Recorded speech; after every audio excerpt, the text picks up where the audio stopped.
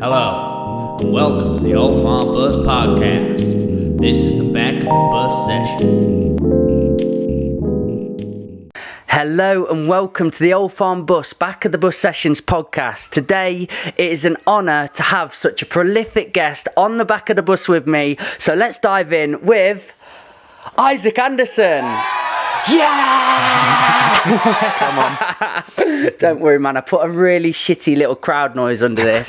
You're going to think there's hundreds of people back here. I can't wait to hear it. So, welcome to the farm, brother. Hello. Thank you for having me. Have you been to many farms before? I've been to a few farms in my time. Yeah, what were you doing in farms? Just visiting, really. Just looking at animals. Turning up. What's this place all about then? No, it's a nice farm. Like petting farms? Yeah. What's your favourite animal to go down to pet to? Probably like a goat or something. I don't know, it's been a while, to be honest. It's been a while. I grew up near a farm. Do you know Stonebridge City Farm in Nottingham? Yes, man, yeah. So I grew up near there, so I used to go there quite a lot. Oh, that's nice. They named a pig after me there. No. Yeah, no, actually, I've literally just remembered. I'm not making this up. This should be a story about an hour in the podcast. I know. We're going straight in.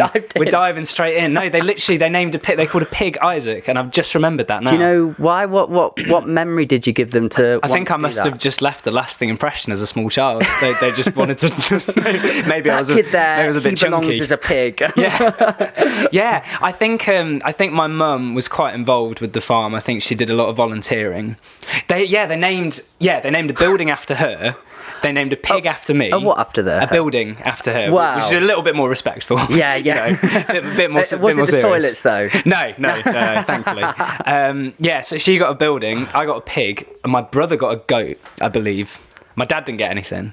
I think goats are up there on my top of the pops for animals. My mum was a veterinary nurse for a very long time, like 20 odd years. Yeah. And when she moved out of her house in Ripley, she went to a flat in Ripley, and it was literally above peacocks. Yeah. And she had 2 goats living in there with her. Sick. It's amazing. Yeah. And the story she tells, I've never had a goat as a pet, but I've really wanted them. So me and Chrissy are on a little bit, this is underground knowledge. But it's not anymore. It's going to go out on the podcast now, isn't it? To the thousands of people out there. But our next venture is a goat, I think, because we went to an Airbnb recently and took baby for our first holiday away. It was so beautiful. And went to this local farm, and we got lost in time with these goats. It's best, the first part is when you're naming them all, like, what's that one there called? And then she goes like, oh, it's probably a Rebecca, and I'm like, that's amazing. That really is a Rebecca. Good goat name, looks that, isn't it? Perfect. So we spent hours doing that, and then just got lost in time. A bit of a handful, goats, though, aren't they? Like, they eat a lot, don't they? I think so. And anything as well.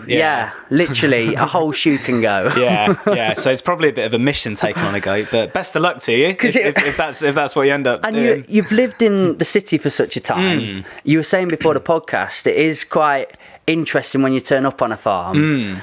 Because I felt like the grass is always greener. You get people come down here and they're like, oh my God, what a cool place. Yeah. But actually, sometimes when I go into town, because I never really have the hustle and bustle and I'm around people, I actually always think, oh, I wish I had this a little bit more. I think that's the thing, isn't it? Like, everyone always wants the thing that they don't have. 100%. But then the thing is, if you make a permanent switch, so for example, me living in a city, if I was to move out here, it'd be great for a bit because it's a novelty, because it's new, you know. But then after a while, I would probably miss, I don't know, the convenience of a Tesco being nearby or whatever. I think it's just exactly. Mate, our takeaways take at least an hour and a half. I can imagine they probably get really lost on the way in as well, don't they? I'm at the cricket club. For God's sake.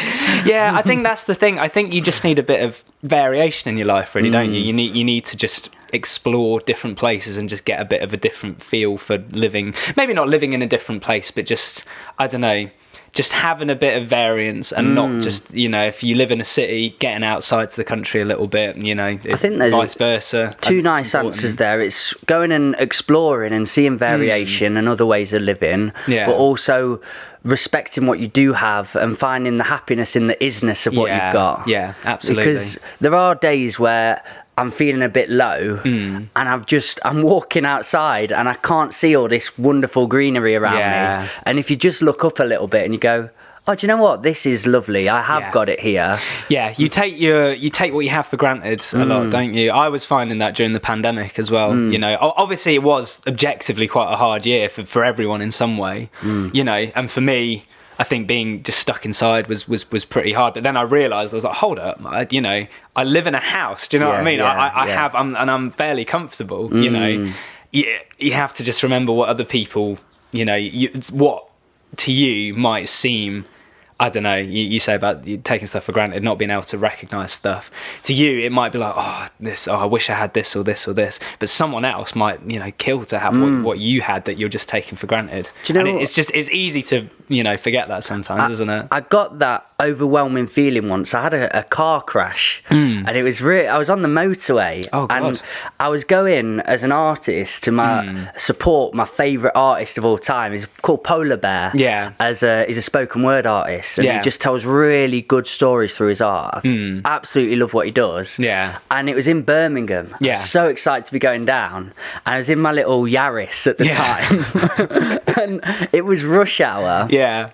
And I remember I was driving along and it was all sort of just normal flowing traffic. And my phone was on shuffle. Yeah. And an artist called B. Dolan, I don't know if you've ever heard of him. No. And Sage Francis. So it's like rap, but very experimental rap. And one of his tracks came on and it was just like noise. Yeah. It's like, wow. Yeah. Honestly, this like robotic sound. Yeah.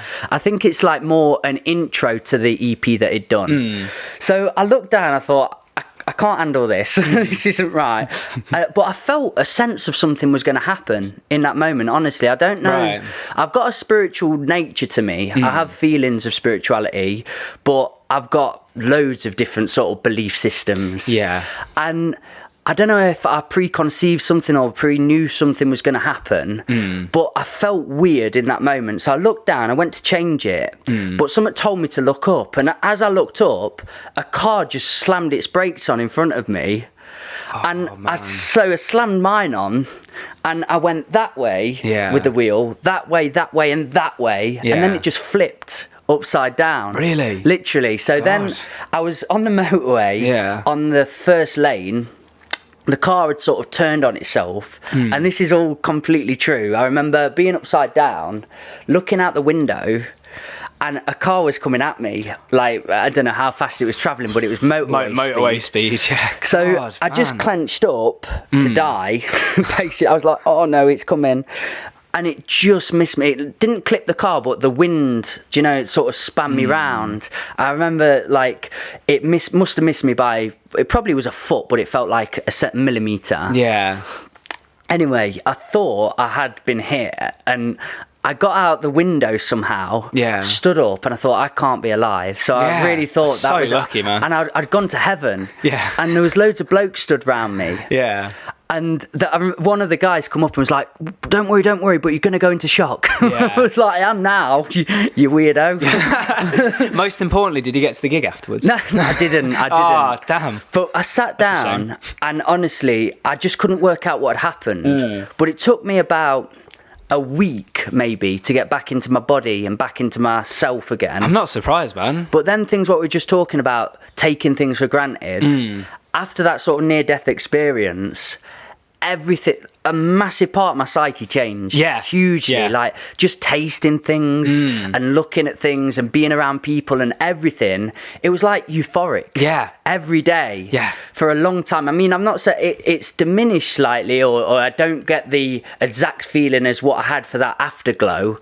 But it was so profound that I always try and reflect back to that when I'm in a mood or in that space. In a way, I'm slightly envious. Yeah. I feel like, you know, I don't mean this to come out sort of weird or offensive or anything. No, not at all, man. In a way, I kind of feel like I need to go through something like that. Do you know what I mean? It's very easy, man. You've got a car. just get out onto the motorway and just change a song while you're switching lanes or whatever. But no, I mean, coming that close to death, you know, it must really change your perception. I listened to sometimes you just need a short, sharp shock. I think there's a documentary on Netflix now about that, like near-death experiences, and the commonality and the similar experiences people come from with it is so profound. And so my sister, again, I'll not go down all my near-death experiences, but she died on the operating table because she had a blood clot 2 years ago.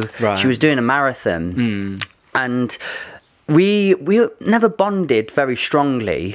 But because now we've both had that experience and we went to this other land or experienced this other feeling, the way we connect now is so different. I bet you've got a very rare thing in common, haven't you? Honestly, both very, very nearly died. It was crazy how we explained it together.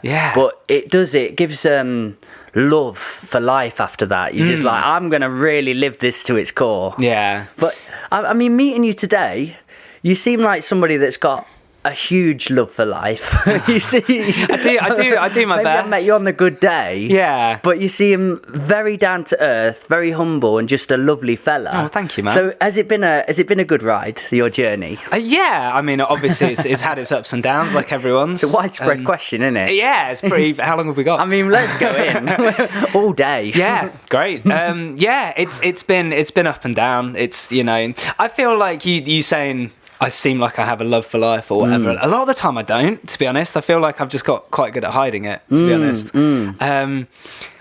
It's this thing of like feeling sorry for yourself and realising you're feeling sorry for yourself when you maybe don't need to be, you know. It's a vicious trap, innit? And I think that's always been my thing. I'm very quick to moan, whether that's vocally or just in my head. I'm very quick to be like, oh, for fuck's sake, this isn't working in that way, this isn't happening how I want it, this is going wrong, whatever, kicking off a little bit. I think I was quite a stroppy child when I was younger, because obviously I wasn't emotionally mature enough to always restrain that side of me. I was always kind of, I don't know, having a tantrum or whatever.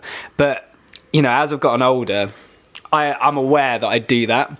So I've also become aware I've developed ways of dealing with that. I mean, you ask the people closest to me, they might say, no, he hasn't. He's still a stroppy fucker. But I feel like it's been helpful to me to realise when that's happening and just be like, come on, just, you know, have your minute of being like, you know, annoyed or kicking off or whatever. But then just be like, you know, everything's fine. It's all good. You're very lucky. You've got this, you got that. You know, what made you want to change that about yourself? Why did you have that revelation where you noticed it more often? I wouldn't say it was a revelation. It wasn't like a moment where I realised. I think it's just a gradual it was a gradual kind of adaptation, really. And I think it's not a great personality trait, really, is it? You know, you don't really command people's love and attention and respect by just complaining all the time, do you? Did you notice your reality warped in that fashion as well? When you were putting out, say, negativity into the air, was it returning back onto you? Yeah. And I still, you know, I'm by no means saying I'm perfect now. I think I still get moments where I will have a little bit of a wobble about something that doesn't need to be, you know, treated in that kind of way. But yeah, man, I think, as I got older, you know, you get more emotionally mature, don't you? You kind of, as you get older, you sort of suss things out a bit better. You sort of respond to situations a bit better. And I think I just started to realise that it's not productive being like that either. Like, for one, it's not a great thing to have about you for the sake of other people in your life. It doesn't make you a very easy person to get on with. But also, it's not very productive for yourself. You know, you don't better yourself, especially being a musician. You know, being a musician is constant failure, basically. It's constant mistakes. Amen, brother, I'm with you. Getting stuff wrong, being told no, getting rejected. It's a constant. It's not a battle, because I don't want to make it sound like, oh, woe is me, it's so hard. It's not. But it is a constant kind of what's a better word for battle? Struggle? Not even a struggle. It's just a series of getting things wrong. It's a series of making mistakes, bettering yourself and learning from them. Because it is so, you know, cutthroat being a musician, isn't it? You know, you're up against so many other people all doing the same thing. You know, it's a crowded place. There's a lot of people writing songs, a lot of people playing songs, especially nowadays where anyone can just record a song at home and just put it on Spotify or whatever, you know. It's tough. and you are constantly getting things wrong. You're constantly learning. You never perfect it, do you? Whether that's writing, playing, touring, recording, whatever arm of music you're sort of doing. You never best it. There's never a minute where you're like, right, I've completed that now, so I can just sit back and chill. Like, you're always learning.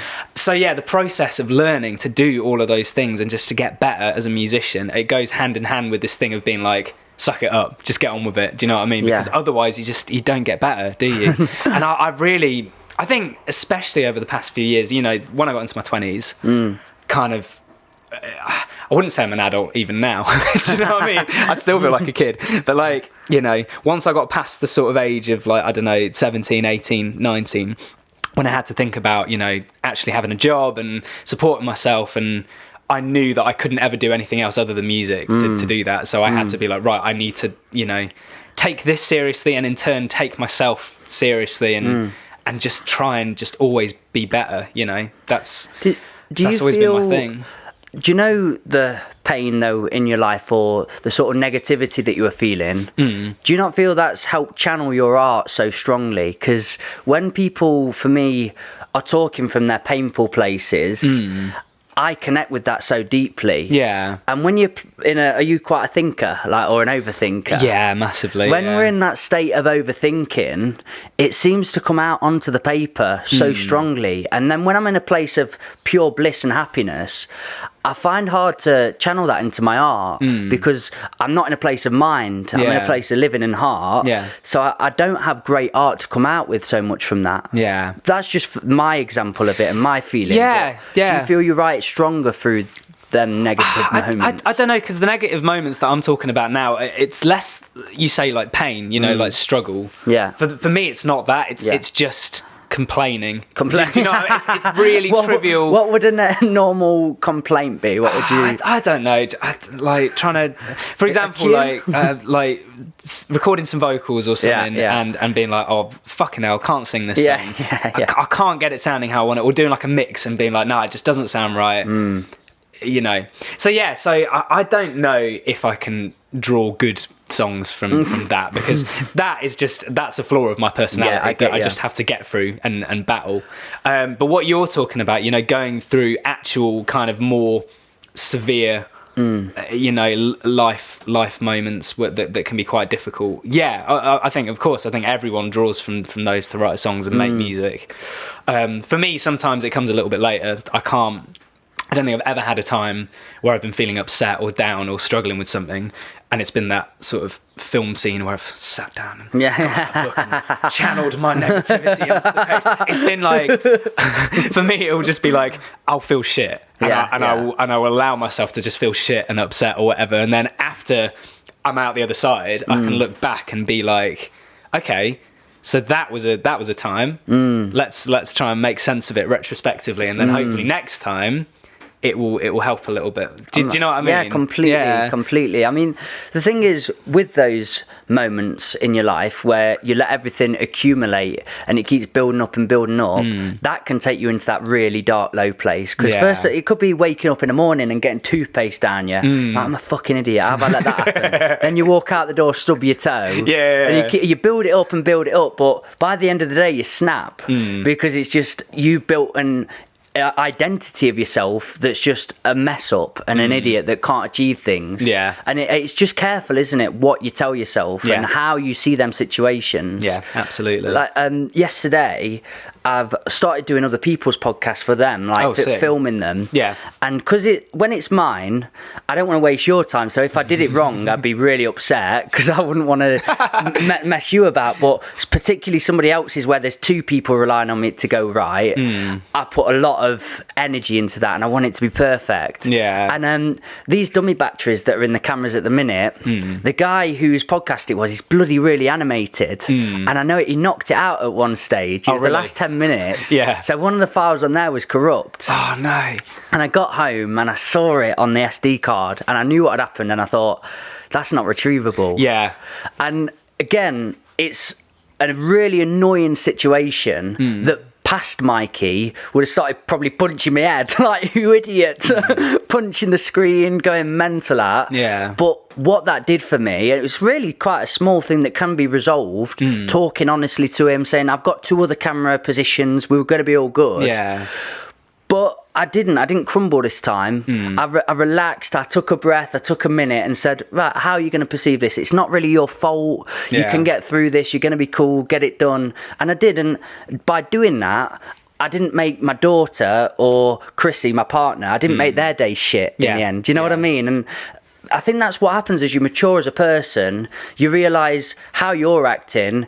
What's really important is the exterior, the outside of the energy you bring into other people. Yeah, absolutely. And I suppose that's how you're being and how you're acting now, is conscious of that. Yeah, completely. I think it's all about how you behave to other people and treat other people, like, you know. I think I've really realised this over the past, ever since COVID, really. Not that I didn't realise it before, but it's really hammered it home, you know. It's really the pandemic, you know. I don't want to talk too much about it because it's so boring, and it's at a point now where it's just like, it's nearly done. The what? let's just shut up about it and just get on. But I think it's worth mentioning that, like, for me, COVID, it put everyone in this, well, not everyone in the same situation, but most people just, you know, everyone was struggling with something in some kind of way. Everyone lost something in some way, you know, whether that was, you know, God forbid, a family member from COVID itself, or whether it was like a job or financial security or whatever, you know, everyone lost something. So it really put everyone in the same boat. Yeah. And so I think it really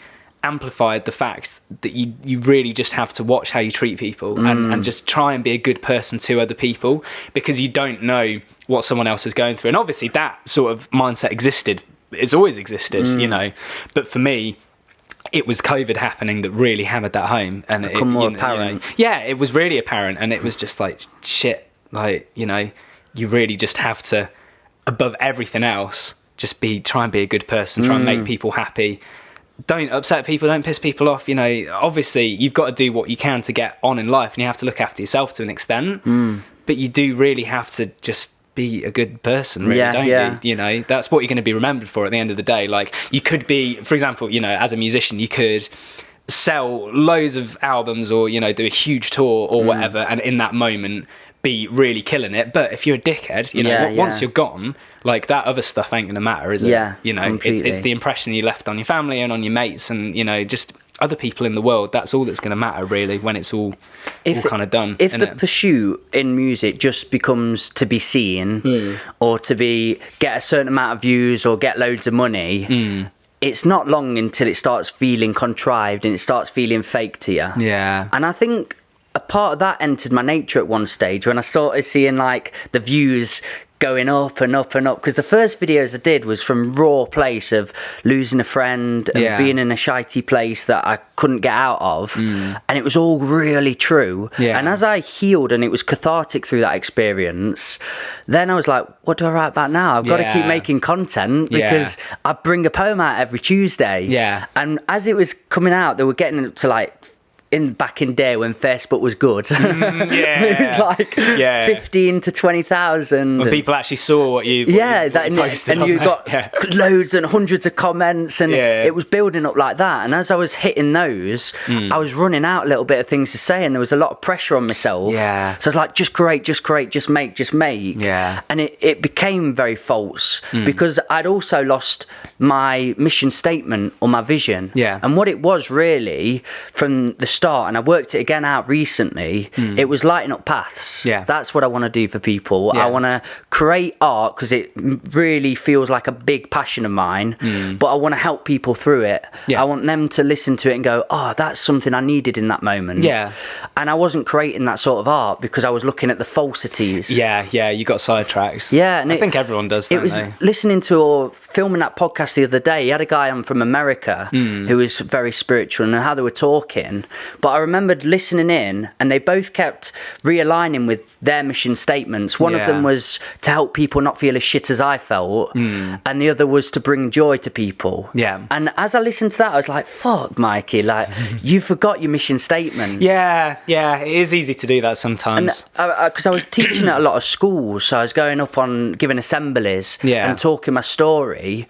But if you forget why you're there and you're just talking at people, and you know your story. So I don't know if you've ever played a song in music where your energy might not have been there, or you've not felt like performing that day, so you're just existing. They can sniff it out by a mile, can't they? The audience knows what's going on. Well, you've got to think why people listen to music in the first place. Like, well, why do people, like, you know, even music creators listen to music? Like, you do it for an emotional release, you do it for escapism, you do it to feel like you're connecting with someone who understands what you're going through. You know, we wouldn't want our favourite artists to be kind of doing it for selling you short. Doing it for kind of superficial reasons. Do you know what I mean? So being a music sort of someone that writes music and creates music, you don't want to do that either. And I think I'm the same as you. Like, I get periods where I lose myself a little bit, you know, where it is really easy to get caught up in the streams and the numbers and social media and all that kind of stuff, you know. And it's really easy to let your ego run away with you sometimes and think, wow, I'm killing this, like people are loving what I'm doing, this is great, you know, I'm amazing, whatever. You know, I never let myself get to that point, because I think you're a bit fucked if you start. Oh mate, I think we spoke about this earlier, didn't we? Like, you know, once you're at that point, it's kind of hard to bring yourself back. It's the vicious circle for both parties, because when the audience lose care in what you're doing and bother, then again you start feeling that, and it works onto you, and then you don't want to perform anymore, and it takes that passion away from why you first started and why you loved it. So you just have to keep checking in, and if you've lost the love for it, it might be an element of it. It might be another element of you just need a moment away from it, because all you've been doing is ramming music and music and music. And have you seen the film Soul? Yes, I have. Dude, it's great, isn't it? Really good. I'm getting the tattoo soon, but because of my operation, I had it all booked in, and now I'm on bloody blood thinners because of my sister's blood clot. So I can't have my tattoo yet, but I'm getting a big salt just to again remind myself. I've got a big Disney arm here. Oh, amazing! Yeah, I've got Rafiki, Baloo, Coco, sick. But I'm a sucker for a message. It's a great film, though, as you isn't can it? tell. But that idea of I'm more than my art, I'm more than what I do. I'm everything in that day. I'm being with my family, I'm doing a passion, I'm out with my mates playing football, whatever it is. I think that was a big lesson for me. It'd be a good one for artists to absolutely I have it sometimes where I feel like I'm completely defined by what I do as a musician, and that's great because that is very much a big part of who I am. But then when that gets taken away from you, it's like, well, what's left? Like, again, sorry to bring it up, but COVID, mate, like, I totally get it. When we couldn't gig, for me that was such a huge part. It wasn't just like my job, like on a sort of practical level, but also a huge part of who I was as a person. So once that had gone, I had to sort of like, you know, I had to rebuild myself a little bit, you know, like kind of figure out who am I without gigs, you know. And it also gets to the point sometimes where I get a bit nervous when I talk to people, because it's like, once you know, not to say that all I do is talk about myself and then leave, but like, you know, once the conversation shifts away from being about music or whatever, like, what do I have to offer people that isn't just, you know, to do with music or being a musician? Well, you've done all right so far. Well, thanks, man. Thank you. You're smashing this one. Thank you. I wasn't just trying to fish for reassurance there, but it is. I do really feel sometimes like it is a defining thing about my personality, and I just think, like, you know, in a way that's really good because it's embracing who you are and what you love doing, what you're passionate about, but at the same time it's kind of like you don't want to rely too much on that, because if it goes, then who are you? Completely. You know? I've seen it in a lot of people. Like my family, for example. My dad was a semi-pro footballer. Oh, sick. I loved his. Well, it's just football to the bones. And just seeing him have to transition out of football eventually, and unfortunately for sportsmen, it's even sooner than musicians a lot of the time, because your body's only got so much life about it. And I think it really did hit him. He's a very zen man anyway. He's an awesome character.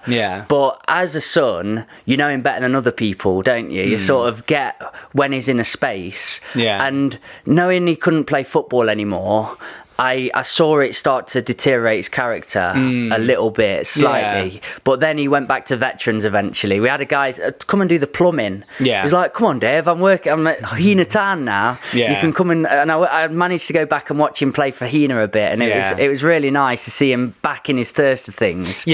But also, I think he had that discovery and that learning about him, and he ended up picking the guitar, and he's amazing at guitar now. Oh, sick. And it was lovely. I remember one time I come back from being in Ripley for a night out, hammered, and I got back, and I'll never forget this. I walked into the kitchen, and it was all dark. I turned the light on, and he was asleep with a guitar on him, just on the table, with a bottle of wine. What a legend. I thought he was dead. I really did. What's happened? Dad. That's incredible. Twang. Honestly, and seeing him again developing his life and picking up guitar, really being immersed in family life and doing farm and stuff like that, it was really nice to see. And I think I've learned a lot from him, how he's been, because I've definitely been attached to what I do a lot of the time. It's because I did have a lack of love in my life when I was younger, and I always wanted validation. I was desperately seeking people to love me in honesty, which sounds sad, but I was really bullied at school.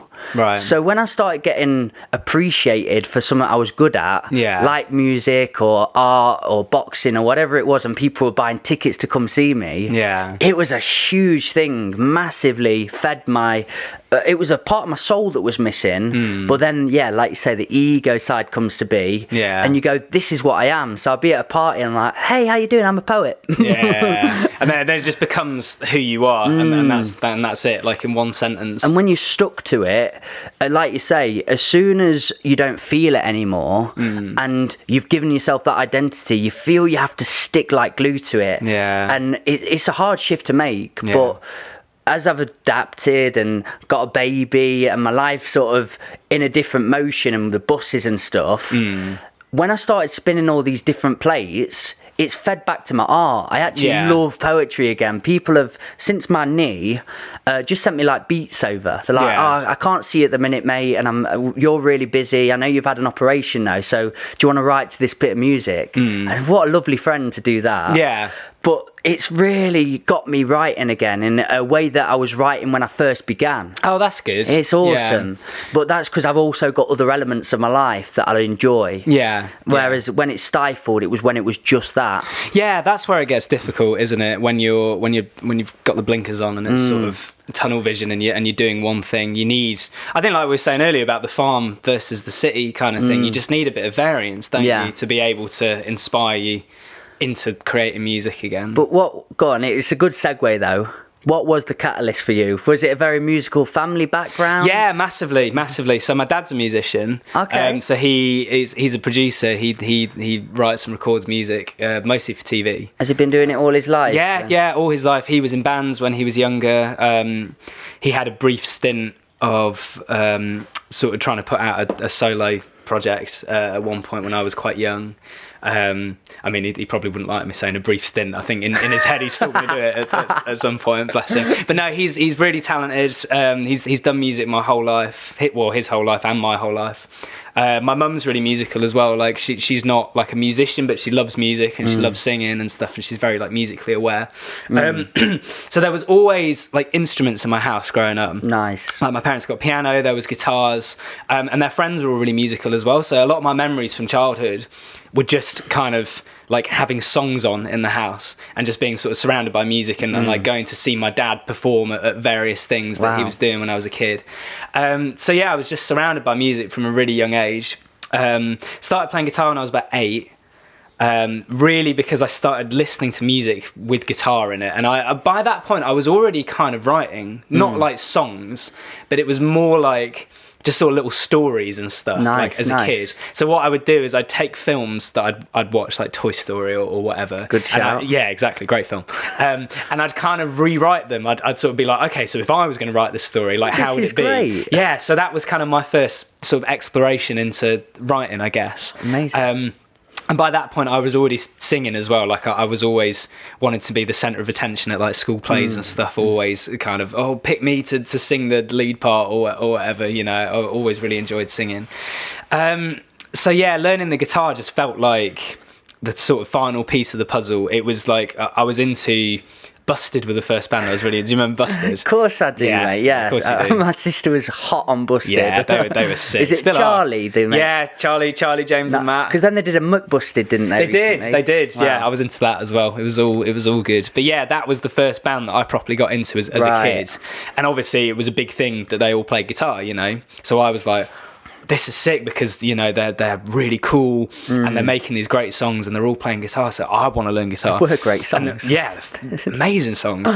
Thinking back now, obviously it was kind of aimed at sort of a younger audience, wasn't it? But even so, like Year 3000, absolute banger, wasn't it? Was it Busted? I was just gonna, I've been to the year great 3000. Oh mate, I'm in. Yeah, you're selling me your story, baby. Yeah. So I was really into them, and I remember talking to my dad and being like, oh, I want to be Busted, basically. What do I do? And he was kind of like, I guess he was in his 30s at that point and probably like sick of the music that I was listening to because it wasn't his kind of thing. And I remember him kind of be like, you could easily play that. They're not that good. I could teach you. You could play their songs easy. I was like, oh, really? Wow. Is it really that easy? So he started teaching me.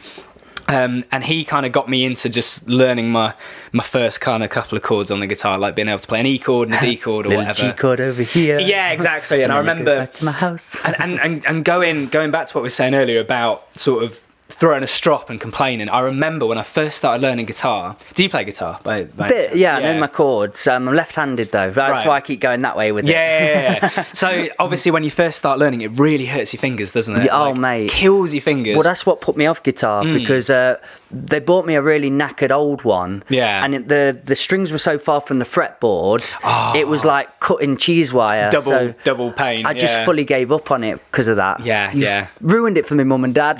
Damn. But yeah, anyway, Never go cheap. Yeah, I remember just the pain of my fingers and just being like, I don't want to do this. It hurts too much. I can't play Year 3000. It's been 5 minutes. I'm gonna. And my dad was like, no, stick with it. You get your calluses, don't you, on your fingers when you're playing for a bit, and they sort of harden up, and you kind of get used to it. So yeah, he started me off, my dad, and then I started getting lessons at school. And then I love the idea of being in a band from the point when I was about maybe around the same time. I think again because of Busted, because they were a band. The three of them. So my mates at school, I was like, I'm playing guitar. Can you learn drums and like you learn bass so we can like start a band? And then we kind of did that. Like I remember my mate at the time got like a drum kit, and my other mate like got a bass, and it was dreadful. Do you know what I mean? Like, not dreadful, but when you're 8, 9 years old and you're trying to do a band or whatever. It's a good starting point. Everyone needs to start somewhere. Don't they? But yeah, and I think I've always loved the idea of performing. Performing with other people, being on a stage, playing the guitar, singing. It's something that ever since I was that age, ever since I first listened to Busted, went to see him at the Nottingham Arena. That was my first ever gig. My sister's going to love this podcast. Yeah, well, man, they were a cultural turning point, I think, Busted were. But yeah, ever since I kind of went through that phase of my life, I was just like, this is something I really, really want to do. This is just amazing. And that was the only thing I ever wanted to do. And so my whole sort of teenage years was just getting better at that, just figuring out like what kind of music I wanted to make, like what kind of songs I wanted to write, just getting better at the guitar. I was in and out of all sorts of bands all the way through secondary school, just playing with lots of different people, just getting better, just learning myself. I love your starting point and how you picked up that writing technique of like telling a story. That's such a cool... Have you ever been into a school or anything and given a writing workshop? Oh no, I could never do that. You'd be so good though. That was a wicked idea from the off, and thanks, man. That was your 9-year-old brain coming up with that. Yeah, well, I guess it's something I've always stuck with because when I was a teenager, when I then got into writing actual songs as opposed to sort of adapting Toy Story, I would listen to, I don't know, like Fall Out Boy, Green Day, like the sort of bands that I'd be into as a teenager. And I would then sort of take their songs and like rewrite them a little bit. And at first it would be absolutely blatantly great obvious. Idea. Yeah. Well, I think that's what a lot of songwriters do, but they're just not very vocal about it. Yeah, so at that point, it was blatantly obvious that I just ripped off American Idiot and just wrote my own version. But that taught me to really listen to the songs that I like and use them, not to copy them or rip them off, but just use them as a starting point and as inspiration. And I feel like that is something I'm quite good at as a songwriter. And I will be completely honest about this. Like, I will listen to a song and I will try and write my own version of it. I won't like try and copy it because that's amazing. You know, I think when you copy songs, it's got to be done by accident, really. Like Ed Sheeran, like he accidentally copies all these songs and then gets all these lawsuits. You know?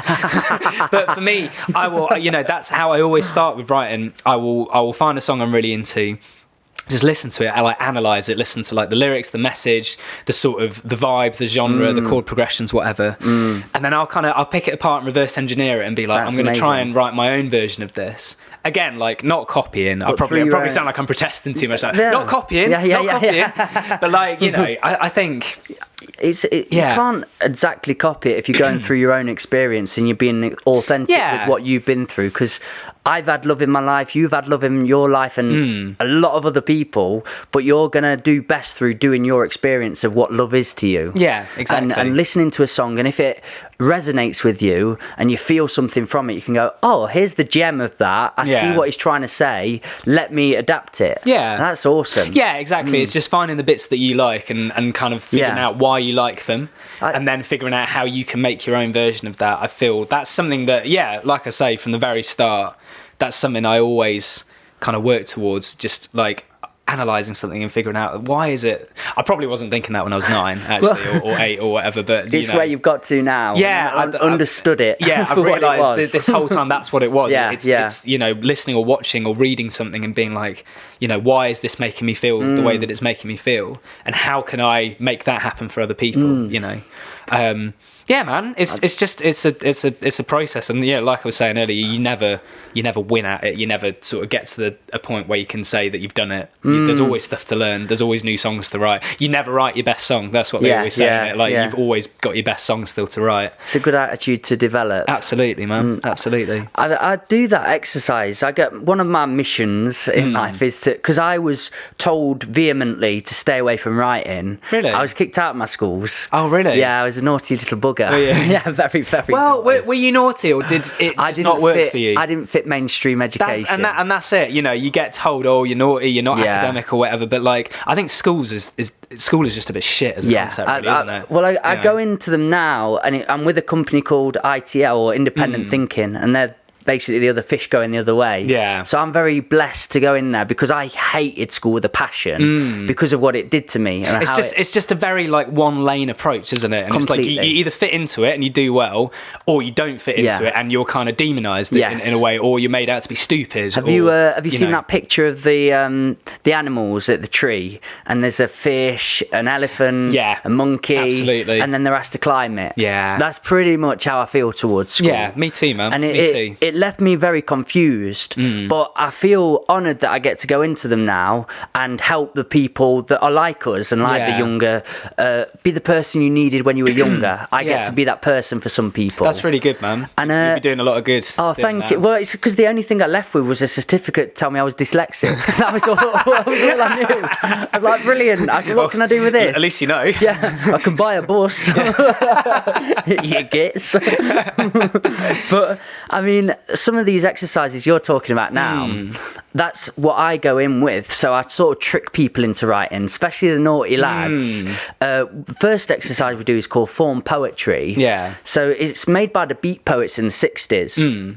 And what they used to do is get like newspaper articles and magazines and comic books, and they cut out their favourite lines. So interesting one-liners, and they'd jumble them all up, turn a fan on, throw them in the middle of the room, and then they'd go and pick one line, put it down, and that was the first line of the poem. And then they'd pick and stick, and it'd just make a poem out of randomisation. Okay. And kids love that, especially when you have a paper fight. Yeah, it's got a bit of a kind of chaotic, sort of anarchistic element to it, isn't it? Like, you know, defying order or whatever. I imagine that responds quite well with some kind of kids. When you go in and say we're writing a poem today, or we're doing some lyrics, they probably say, it's just no. And boring. The first exercise is a drawing one, so I get them to draw their own faces, and that's it. Basically, you do it eyes closed and you teach mistakes, and that's a nice segue.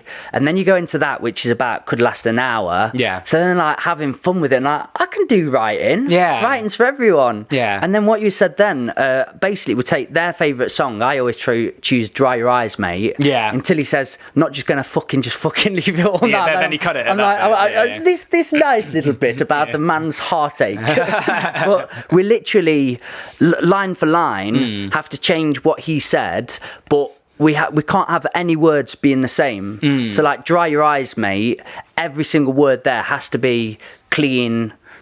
Do you know what I mean? Yeah. You change that word, rewriting the sentence. rewrite the whole sentence, just not using his words. And they absolutely love that. It's a really good idea. It's just being playful with it, and then getting them to understand writing is for everybody, and it makes it accessible to tell your story. And if you're hurting in particular, it's such a beautiful tool, and it just seems to be dismissed because it feels a bit elitist. Yeah, absolutely, man. You know, I kind of went through a similar process at school myself. Like, luckily, I fit into the academic journey just about well enough to be able to not like have any problems. Like for me, I got like fairly good lucky grades. git. I know. Well, no, I do feel quite lucky because I was very indifferent towards it. All I wanted to do was make music and play music, and I couldn't be bothered to be in school learning about things that I knew I would never learn, not learn, but use in later life. Do you know what I mean? The capital of Brazil.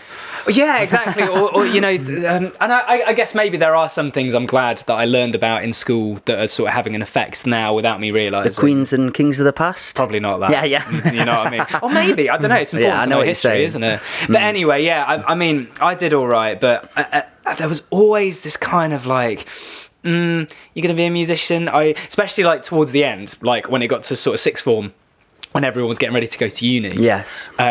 I remember there being a real thing, because I didn't go to uni. I was against it from day one, basically. I was like, this is pointless. I could go and do music, but I would rather I was in a band at the time, and we were doing pretty well. We were about to go on tour quite well. So I was just like, I may as well just do that. Like, I'm gonna progress into my career a lot better doing that. But anyway, it was like, there was a big thing, and my parents had to come into school and have a meeting with the head of sixth form, because she was like, Isaac's like one of 2 or 3 people in the whole of the sixth form who hasn't done UCAS, who isn't gonna go to uni. And it was just this really weird thing. They just didn't accept it. And like, you know, a lot of people, I don't know, probably no one from my sixth one's probably going to watch this, and you know, in fairness, most people I went to school with were really supportive and, you know, really nice people. But there were a couple, like, in my year, like, kids who were kind of, I don't know, felt like they looked down on me a little bit. I get you. Being like, oh, you're going to be in a band, are you? Oh, you're going to be a musician, are you? Well, I've just got accepted into fucking Cardiff Uni to do business, which, you know, fair enough, fine, if that's what you want to do. But it's just, I don't know. It's this thing of, like, if you don't fit into that lane, you're kind of, I don't know, you're regarded as, like, other. And weird. I suppose they're fearful of that then, because you're being different, and they may feel force-fed into a direction they may not want to go down. Potentially, yeah. So they're envious of that in some regard. I don't know what they're doing now. They might not be very happy, or they could be absolutely loving Smashing life, it, and either fair way. enough to them. Do you know what I mean? But what was your mum and dad's reaction and feeling towards it? Did they feel like they had to pep talk you a little bit and say, "Come on, Isaac, chill"? About uni, and stuff. So, my dad was always. This is going to sound really unfair on my mum, but my mum's she's not a teacher anymore, but she was a teacher, and she works at university. Okay. So she works in education. So obviously, and I'm the oldest, so I was the first child to go through this process. And she was always a little bit, she's always been 100% supportive of everything I've done, my mum. But she was a little bit like, are you sure, kind of thing. Especially with A-levels. So with A-levels, initially I said, I don't want to do them. I'd rather get a job and work part-time and do music. And they put their foot down. They were like, no, you need to do your A-levels, because, you know, you'll be set for life. It's only 2 years. You'll have qualifications for the whole of your life, and you'll regret it if you don't do it. And I kind of conceded with that. It's this thing, like, I probably learnt a lot at sixth form, because I did music. I did music and music tech, so I learnt to record and use Logic and produce and stuff, mainly while I was in sixth form. So I am kind of glad I did it, but at the same time, I know that my actual A-levels I'm never going to use for anything. So I still, and I say this to them now, like, you know, it's all fine. I kind of say, like, that was a good 2 years, wasn't it, Mum and Dad? You glad you persuaded me to do that? But no, it's all good. But yeah, with uni, like, I remember I did go and look around a few unis, and they were obviously like, I think my parents, like, they're great, and they're so supportive, and I feel really, really, really lucky to have such a supportive family. Because a lot of people aren't as lucky. You know, like we say, music, it's not regarded as like a proper career. You know, a lot of people tolerate it, and then there comes a time they're like, right, when are you going to be an accountant? Do you know what I mean? Yeah, completely. My parents have always been fully supportive. It's not been a completely clear cut, like they've been happy with everything that I've done, but I can't in any good conscience say that they were never 100% supportive of what I did. They just wanted me to explore every option available. Yeah. You know, and I think with uni, they just wanted me to not rule it out before I'd looked at it, you know, because I get tunnel vision and I go, this is what I want to do and you're not going to change my mind. And they were just like, that's cool and we're 100% going to support you with that, but before you decide for definite, you should just have a look at uni. Make sure it's just be completely sure that you don't want to do it. That's cool. Yeah. So that was really nice. And yeah, and I did. I went and looked around. I went to a few unis in London, looked at music courses, and I was still adamant. I was like, I'm going to be paying, you're going to be paying $9,000 a year to send me here. You don't want to do that, do you? You don't want me to be in debt for the rest of my life. And I still stand by the fact that music, everyone's journey is different. But for me, with music, getting out and doing it was so much more beneficial than doing a uni course or something, you know? And I do feel like music uni, it's not a scam, but I do feel like it's kind of sold... what's the word? There's not a lot of truth in it. Yeah, do you know what I mean? Like lack of understanding of people's journeys. Yeah, I feel like people... Well, for a start, I don't really know how it is now, because I'm 25 now, so like it's been a while since I've gone through this process, but now maybe there's a sense of, I've got to go to uni because everyone else is. And then the music courses will sort of, you know, they'll take advantage of that and they'll be like, so, you know, if you come to, you know, music uni, you can meet this person, meet that person, and maybe you'll get spotted, maybe you'll get signed, who knows? This person that went here once got signed, it could be you. Do you know what I mean? So people are like, great, that has to be the path, because if I tick this box, tick that box, I'll be rich and famous and that's it, job done. And it doesn't work like that, obviously. It's like, I don't know, I think I don't want to badmouth BIM, because I know a lot of people that have been to BIM and are really talented musicians, and I think it's a great place, but they do have this really big thing of being like, you know, James Bay went to BIM and was signed. BIM is? British Institute of Modern Music. You know, and I don't want to be on here bashing anyone or slating anyone or whatever. It's just not for me. But I found perspective. I found when I was looking at going, it was very much like, we've had James Bay, we've had Sam Smith. I don't know I think James Bay was one of them. I don't know about Sam Smith, but anyway. And it's the same with like lots of other music unis, like they'll name drop their ex-students. Yeah. And it's like, it probably did help them, but it wasn't, going to that uni wasn't the defining moment that made them the musician you go into their stories a little bit and actually they dropped out. Yeah, well, exactly. Uni was the catalyst to actually realise, I don't need this. Exactly. Not to say that's truth, I'm just saying it'd be interesting if you actually found out their journeys. Yeah, I know what you mean, and it's just like, I feel like young musicians are obviously very impressionable, because there's no set path, is there? You're desperate, aren't you? You're malleable and desperate to achieve. And you're eager and you want to work hard and you really want to graft. And I think music unis and courses music courses at unis, they'll kind of be like, it's certified that if you come here, you will, you know, this person did it, so you will too. And do you know many people that have been down that path and then come out of it very confused and lost? The only people I know who are my friends that have been to music unis and music colleges have dropped out. Really? Yeah. It is interesting, because I do filmmaking, and the road I've been on has been very made up on the spot. Yeah. I did no education. How it all is, isn't it? Yeah. I went travelling for a few years away, like Australia, South Africa and places. Yeah. Came back eventually with a passion, and with that passion it ended up building into, I really like film, because I can now make my own film of music videos and stuff for self. And then I go down another path of, I really like events, so should I try putting my own events on and so on. But with filmmaking in particular, I've just got Final Cut. I knew I really wanted it. The people that I worked with had it, so I thought I'm going to do it. And I spent endless nights on it, doing tutorials for literally 5 a.m, 6 a.m, getting that one effect you wanted. But then I'm getting people that went to university in filmmaking courses, going, Mikey, you're pissing me off. Like, or how do you end up getting loads of clients to work with, like music and bands? And I just saw you working in a shop the other day or whatever. Yeah.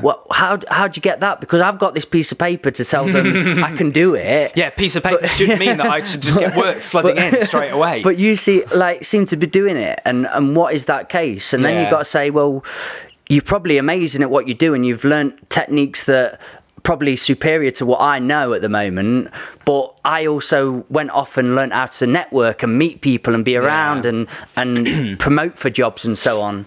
So it's another avenue, that things that uni can't teach. There's quite a few things in there. I feel like I don't want to get into this territory of just bashing uni. Do you know what I mean? Because like for some people it will absolutely be the right thing, and that's fair enough, but I think for me it annoyed me at the time. It doesn't annoy me anymore because I've let it go. But and we can only give our experience of what's worked in our world. And that gave me my opinion. But, you know, my sister was the absolute opposite to me, and she's achieved in exactly what she wants to do.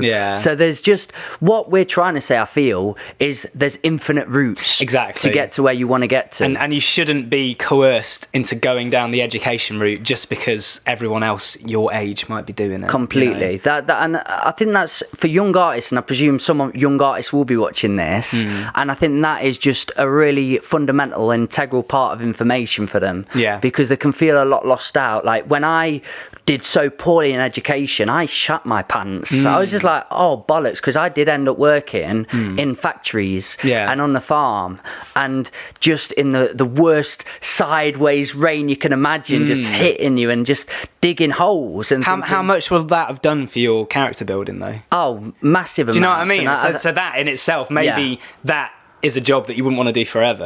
But in terms of you as a person, you know, it will have really strengthened who you are doing work like that. And that's it. But because I didn't do education further down the line, and I went and did that, in my head for a while I'd concreted, this is your existence, get on with it and suck it, deal with it. And until I reached, and I don't want people to get this low, but suicidal, the precipice of killing myself, and the most chronic depression you could imagine, I had to fall to that to then get to, fuck this. It's either I'll kill myself doing drugs like psychedelics and stuff, or I'm going to find something that's me and go away. Do you know what I mean? I don't think people need to fall that hard. So in order to give people that little bit of knowledge is, don't worry, you're in a good spot. If you've got a passion, there'll be a road for you. Do you know what I mean? Absolutely. And it's not a one size fits all approach, is it? And when I'll ask you this, can you remember a moment then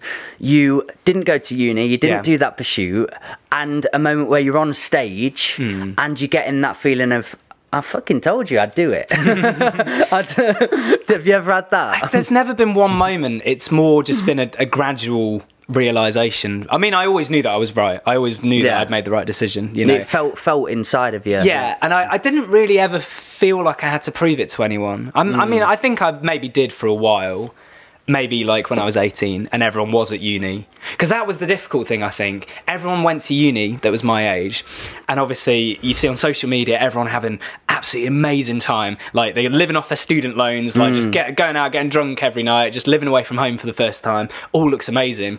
And I was out on tour living in travel lodges, basically having absolutely no money whatsoever, because we weren't really, the band I was in wasn't really earning money.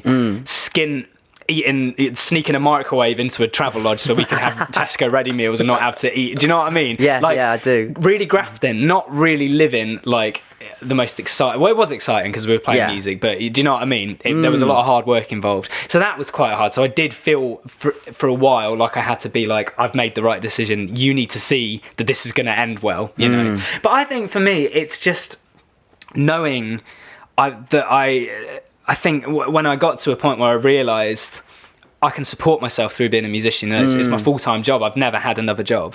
Like, is that when you're going into the shops and you're thinking, I've not got to replace this pack of biscuits for this milkshake? I can get the two in the basket together. Yeah, exactly. When it got to a point where I could, when I moved out of my parents' house and I could like live in a house and pay rent and pay my bills and stuff, I think just and just being kind of, you know, just comfortable really, and knowing that I got there through my own sort of graft and hard work and stuff. That's rewarding. Yeah, massively rewarding. And like, I always want more. I always want the next thing. It's always been like, oh yeah, I'm making a living out of being a musician, but it's not making a living out of being a songwriter, or it's not making a living out of this and this and this, and I'm not doing the sort of shows that I want to do, and I'm not, do you know what I mean? There's always, like I was saying earlier, it comes back to this thing of me kicking off a little bit and being like, I always want the next thing, I always want this, but at the end of the day, like, I'm fine. I was going to say, it's not a materialistic pursuit. No. Oh, money's not buying me this Audi or so on. No, not at all. No. And music's not providing that, but I'm just not quite where the stage is that I'm ready to be at. Yeah. I think that's a healthy attitude if it's not crippling you. Yeah. Because that's just going to keep pushing you forward and forward to get those gigs. It's just it's a fine line between being determined and beating yourself up a little bit. And throwing a tantrum. You know what I mean? We've all been there. Again, I have to just watch myself. I have to just make sure. Check yourself before you wreck yourself. Yeah, and just be like, you're doing all right. You're doing it will come one day. I think the thing for me that I'm struggling with the most lately, I find myself beating myself up for how old I am. Like, so like I said, I'm 25. I'm going to be 26 next week. And yeah, like on the surface of it, that's no age at all. Like, I'm still, like I say, I still feel like a kid. But you hear, especially when you're trying to pursue being like an artist, someone who writes songs, performs songs, whatever, when you're like the face of it, all you ever hear is like, Justin Bieber was 12 when he had this narrative. The most recent one, Olivia Rodrigo, who's a great artist, amazing singer, amazing songwriter. She's incredibly talented. But the thing that everyone's picking up on is she's 17, she's so young. And then before that, it was the same thing with Billie Eilish. Then it was Lorde. And then it was like, even like One Direction. Like you have these kids that are achieving these incredible things. And, they're really hyped up around how young they are, And me being 25, like I'm not 17 anymore. Do you know what I mean? That time for me is gone. So I'm like, shit, am I too old to be doing this? Am I, next year I'm going to be 26, then 27, then 20, then I'm going to be in my 30s. Fucking hell, and that's ancient. Do you know what I mean? You've got to flip it on its head, haven't you? You got to go, I'm going to be the oldest person in music to keep going. But it's a real irrational chain of thought, and I really have to just correct myself, because I think the artists that I like, they didn't write their best songs until they were like The Police or Billy Joe Armstrong from Green Day or Gerard Way. They were all in their 30s, I think, when they did their best stuff. Do you know what I mean? And even like 30 is like no age whatsoever. It's going to be the most real and authentic, because I don't think age necessarily means you understand everything. No. But I think some wisdom does come with age, and it's because of experiences. If you choose to learn from your experiences, you're going to have more experiences with age. Yeah. And when you're writing, that's going to be a more matured self come through. Yeah, exactly. And, I don't think it's irrational at all how you're feeling, because I've felt that strongly. How old are you? I'm 27. 27, yeah. And I've definitely felt that. But, again, I've spun it on its head. I've gone, well, actually, what I'm fearful of is a media narrative. They've created that. That's it, yeah. They've turned it into people, you need to be this age to succeed. Yeah. But actually, a great artist is a great artist. Exactly. A great song is a great song. And what we said earlier about, we've not got such a shelf life that a sportsman does on his shelf life. We can keep writing if our mind stays with us. 60s, 70s, 80s. You can keep going until you die, really. I think we picked a really good avenue and a good field to play with. And I think that is important. Again, another little tip for artists would be, when you see things in such a way and it's maybe crippling you or turning you mardy, just see another way of seeing it. Can you flip it on its head? Can you see it in a different light? Who's a great artist? David Bowie. Lots of artists you just mentioned then. It was in their later periods of life where they wrote the most prolific, most proud stuff. Not even in their later periods of life. It was, they just weren't a teenager. That's what I'm saying. That's what you mean. It is, and it completely makes sense, and it's fine, but it is just, you do feel a bit of pressure, don't you? When the narrative is very much about the younger people, and it should be. I think it's incredible how someone, when I was 17, I was still very much finding my feet. I was in no way a Olivia Rodrigo or a Billie Eilish or someone who has famously gotten quite a lot of success at a young age. You know what I mean? Because I wasn't as good as them. That's all it is. And maybe, like, I wouldn't say I'm as good as either of them even now. It's not a competition, but maybe it's just that I'm taking a while to get there. Do you know what I mean? Maybe my path is just a bit slower than theirs, or you know. It depends again who you are as an artist, what you want out your artistry, and what you're achieving. Because for me, those artists you're mentioning, the younger artists, I'm so into lyrics. I love lyricism. It's the streets that got me into it, really. Yeah. And that's from somebody, again, he was probably 27, 28 when he broke into it strongly. Like his albums that stuck, Mike Skinner. Yeah. And it was because he'd experienced life. He'd been through breakups. Yeah. He'd had fallouts with friends. Yeah. He'd had incredible nights out. Yeah. And the lyric content that they're talking about is either clearly ghost written by somebody else, or it's something very phatic and false for me. So I wouldn't compare myself to them and their success, because I don't necessarily, for me, appreciate the art that's created through it in truth. And that's what I'm saying is, I think that's fair enough. I think like those the younger artists that I mentioned, I think they're still their lyrics are still incredible.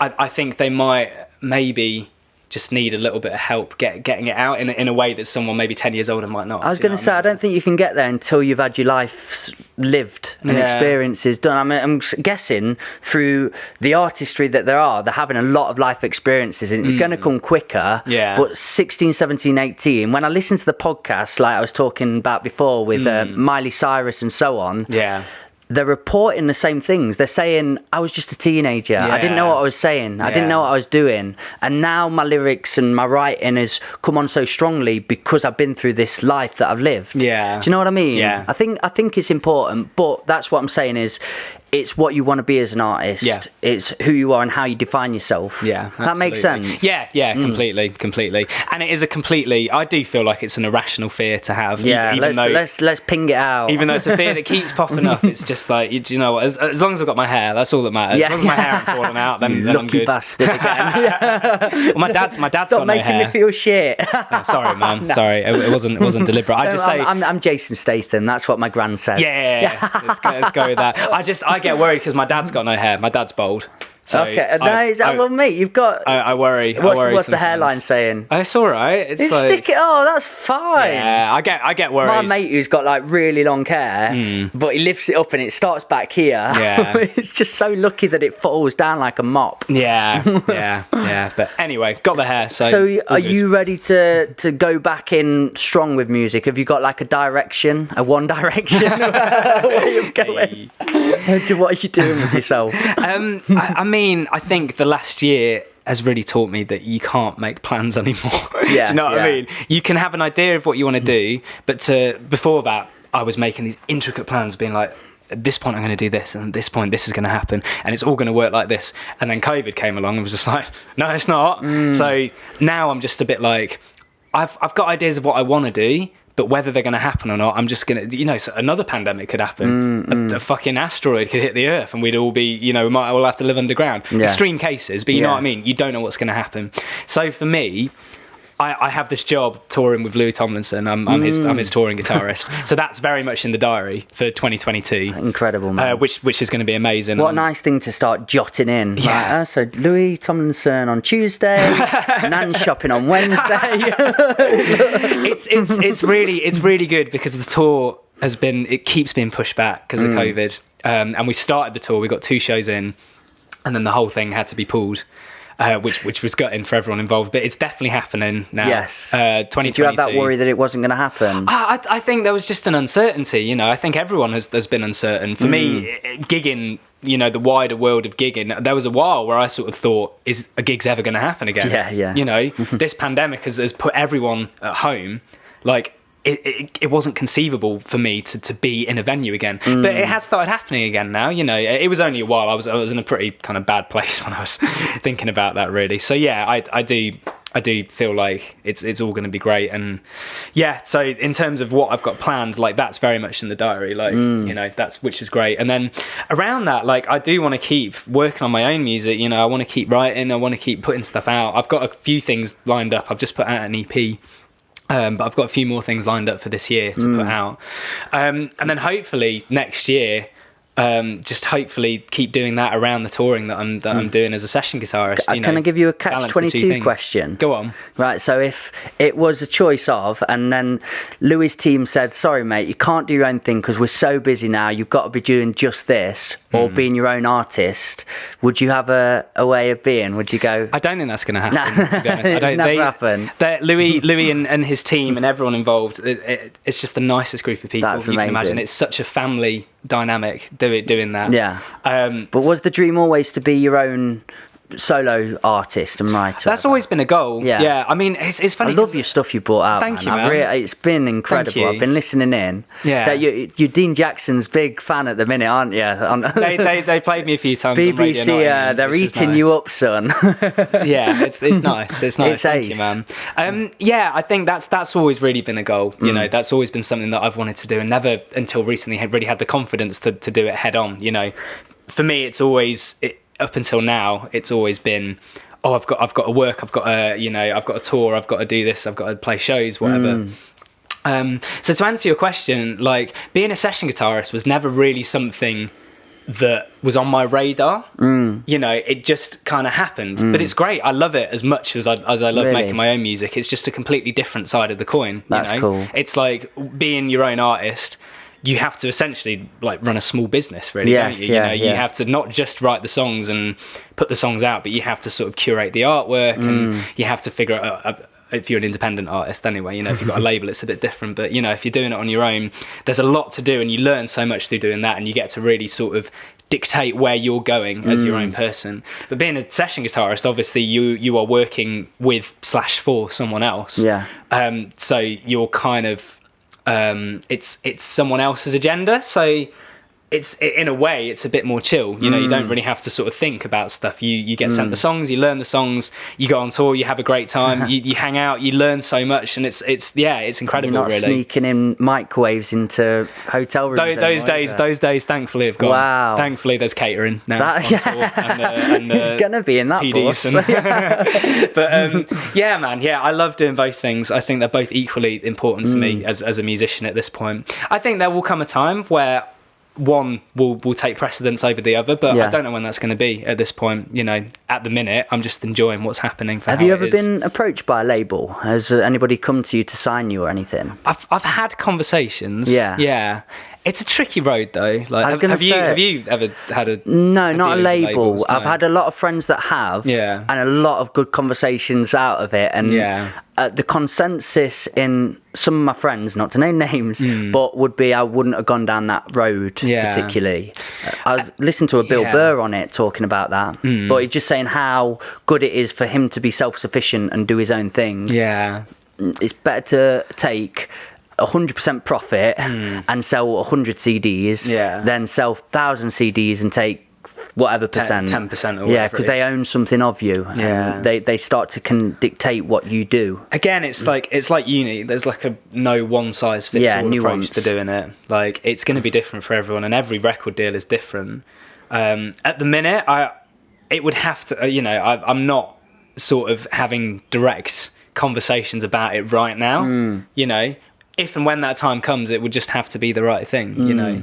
All I want to do is write the songs that I want to write, and you know, the music I've been putting out so far seems to really be connecting with people. That's awesome. which is amazing. You know, that's all I want to get from it.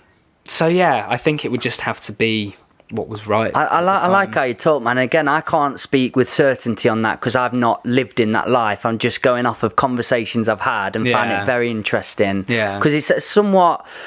A preconceived notion that I've got is, you wouldn't want to be too constricted or controlled by people. Yeah. But I don't know, if I was working with a team and they understood who I was again and what we wanted to achieve, and they could help me get into those doors. Yeah. What an awesome way. So how you speak so nuanced about everything is really refreshing to hear, because what a problem is with a lot of people is talking in absolutes all the time and certainties and black and white, and nothing is. It doesn't work like that. Nothing works like that. Politics, I've heard, nothing. Yeah, I've heard horror stories from people that have been signed to labels that, you know, have been shelved or dropped, or it's just all gone to shit. And likewise, you know, I've seen people struggling as independent artists. Yeah. And I've heard great stories from people who have signed to a great label with an amazing team who just take what they're doing and just amplify it and send them to the moon, basically. Do you know what I mean? Again, it all just comes down to luck. Yeah, do you know what I mean? That's a big part of the game we play, isn't it? It's not like this magic ticket of, oh, you've got a record deal, so you're going to be rich and famous now. It's like you've signed a contract with a sort of development house that's going to put some money into you, help you write more songs, help you market more songs. There's no way of knowing that that's going to work or not. It has to be the right label with the right people with the right strategy. And you don't know if that's going to be the right thing until it's there. You just have to just trust your gut, really, to be honest. There's luck and unluckiness. Yeah, absolutely. Falling into them traps. Yeah. I felt very much that as my... so having a little boxing match over there. But that in my journey, I wanted to do it for a job, and I did get lucky one time. I was at Annie's Burger Shack. Oh, yeah. And great place. It's awesome. Yeah. And we were downstairs in there. Yeah. And I did this song about my granddad, who I found had got cancer. And it's our relationship, the males of the family, all bonded over football very much. Yeah. And I wrote this 10-minute piece of spoken word, and it's sort of the kid gets his first pair of football shoes. Yeah. And throughout that, the metaphors of passing on through life and so on. I made it into a film. And I performed it at the Annie's Burger Shack. Oh, sick. And in the audience, there was about 12 people there. Yeah. But one of them was a uni lecturer and an incredible guy. And he's taken me on so many... We've been all over the country. Oh, sick. Talking to newly qualified teachers, head teachers, been to conferences everywhere. And it was just one of them gigs where you turn up and you go... Oh, well, I may as well give it my all because I'm here. Yeah. And there's 12 people, maybe one of them, and maybe one of them was one of them. Yeah. And it's been years. He's took me all over the country talking in education for that. And it's just because that poem really resonated with him. And that's the thing. You never know who's going to be watching, do you? Yeah, so you've got to perform as if it is your last performance. Yeah, 100%. Like we will have both done gigs to no one. Like every musician has done gigs to no one. And I've probably done gigs to, again, this personality trait of mine, I've probably done a gig and I've probably gotten up there and been like, fucking hell, there's no one here, I can't be asked, I'm 3 hours from home, in here mixes shit, whatever, I can't be asked with tonight. And then maybe that was a big mistake because someone in that audience could have, you know, I don't know, could have opened a door somewhere. Do you know, like Air Lou? I do, yeah. I had Sam on and again, his best gig was the one that got him onto Glastonbury. Yeah. And that was into a tiny little pub with 12 people again. Yeah. And one of them was a guy, somebody that can put you on at Glastonbury. Booking agent. Yeah, booking agent. And I was just like, I love hearing those really organic stories. It really does show you that you just have to treat every gig as if it's an arena headline show, whatever. I think it'll be different now. Do you know, post-COVID, because we've started using technology, you can be at a gig with so many people in, but it can also be live streamed and you don't know who's out there looking at it now as well. Yeah. So with that in mind, even when you turn up to a tiny little shack, you're going, oh yeah, but how many people are tuned in somewhere else in this? Let's really give it some, guys. It's going to be interesting, isn't it? Seeing how live streaming do you think it's going to gigs. Change the music scene? Do you think massively. Drastically? Yeah, I think both will be able to exist, to be honest. I think live streaming, for me, the way I see it, it's like a separate thing to a gig. You know, a gig, you go for the atmosphere, you go to be there, you go to experience it. Whereas a live stream is more like watching a film. You know, I remember over lockdown where there'd be sort of live stream shows that you buy a ticket for. Yeah. And I remember I'd buy a ticket and sort of just sit on the sofa and, you know, get some snacks or whatever. It'd just be like watching the film. That's sweet. So I think there's still going to be a market for that, for sure. And I think for me, like a lot of the people that listen to my music, like I don't really know if I have many people in the UK who are into my music. It's quite global. It's like South America, Brazil, Argentina. Wow, man. Yeah, which is really, I can't get my head around it. It's incredible. God. So I'm thinking about doing gigs for my own stuff because I never have before. I've done open mics and obviously I've toured as a session guitarist. I've toured in bands, but I've never really done a show of my own. Dude, and I'm kind of thinking like I would love to get that sorted, but also I've got to think about the sort of international angle as well, because I could do a show in Nottingham for sure, and I'm sure it would be great, but you know, it's a whole missed opportunity if I can't get that show to the people that really, not that people in Nottingham don't care, but the other people that care who are on the other side of the world. I had this thought the other day of doing exactly that, doing a show in Nottingham and somehow live streaming it. And I tweeted it because I'm like, if I write it down, I can hold myself accountable and actually make it happen. Because everyone's seen it now. They're like, yes, please do this, please do this. Yeah. So I kind of have a responsibility to try. I don't actually know if I can do it. I don't know how you'd live stream it. Well, I mean, we do, where you're sitting now, we have performances on here. Oh, sick. And we have about maybe 30 or 40 come. It's such a good, it's called the Bus King session. Ah, nice. And you can be the Bus King. Could I book you on? Yeah. Is this as you said you did on Twitter? This is us actualising it now. Yeah, mate. Let's do it after this podcast finishes. Let's chat. Let's sort it out. I get one artist to come on, and then I let them pick 3 others, or no, 2 others, and then there's 3 altogether. Yeah. And then we turn it into sort of like that so far session sound. Yeah. But we film it all. It looks really good. I've got a filmmaker I always use, Herbie Rowley. Oh, I know Herbie. Oh, he's such a good guy. Yeah. And then his friend, who I think he filmed like Paddington Bear. Really? And he got into all the graphics of it, but he's coming to film it. So we could get it live streamed. We could get that going. Yeah. And you're on a bus, so it's got the gimmick. Yeah, no, that's dude, sick. I'm buzzing. Yeah, no, I'm well up for that. What an end. Yeah, sick. What a ride of a podcast. Yeah, it's going to make people tune back in as well. Dude, that'd be fantastic. Yeah, honestly. Dude, I have got to play Dad a bit today and hobble around. It's been awful, but Chris is up to I was going to say knackers in it, just because that's a term I know, and I thought, she don't want to hear that. Nobody wants to hear that. I get what you mean. She's up to her boobs in it. Doing some workshops and that, but can you tell the audience where they can find all your stuff and some of the things that have coming out or what you've got going that you're allowed? Yeah, sure. Yeah, so it's Isaac Anderson on everything. I think Instagram's Isaac Anderson Music, as is Facebook, but no one uses Facebook. Let's be honest. Twitter is Isaac Anderson UK. I'm dwindling off of Facebook. Facebook's just dying, man. It doesn't show anything to anyone anymore. I do scheduling, and I just feel I'm wasting my time now. I put all the little mini pods do quite well on IGTV. Yeah, that's how you saw us. Yeah, but on Facebook, I think they get like 12 views or something. Yeah, you have to kind of have one just because you sort of have to, really, don't you? Yeah. Anyway, Facebook aside, Twitter Isaac Anderson UK.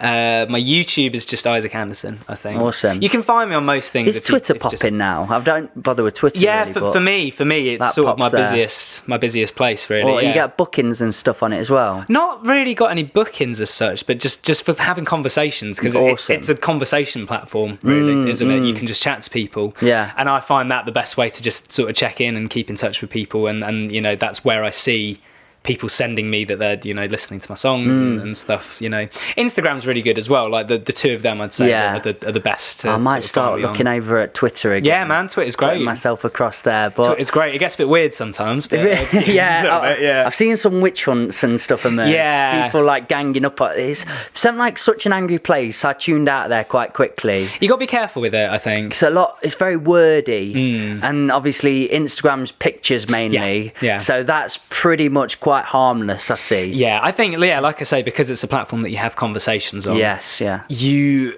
are at risk of someone taking something you say out of context and cancelling you. Yeah. That's my fear. I never want to get cancelled, and I hope that I won't, because I'm not. I try not to be a dickhead. Man. Yeah, you're not a dick. But you never know. Someone can take something out of context. Yeah. I keep it at arm's length. I use it a lot because I have to, but I just try and be careful with it, really. You seem quite liberal, and that seems to be a direction Twitter likes to follow. Yeah. It's all good so far. Touch wood. Yeah, it's all fine. Not going to open it now and say I've been cancelled for something ridiculous. The things coming out. Podcast. Are we going to get an Isaac Anderson special? Of this? Doing your own podcast, would you bother? Do you think you'd ever go down that line? I don't. Well, I don't know. I would like to. It's a good way to collaborate. For sure. I'm not sure, to be honest. It's not really something I've had my eye on. I just want to keep writing, really. Keep writing. I've got this EP out at the minute, which is called Love in Conversation. Quick cheeky plug. Yeah, that was a good one. Anyone watching? At least you're pointing the right way. Everyone points over there. Look into the light. But yeah, that's out at the minute. So I'm really I'm doing everything I can to promote that at the minute.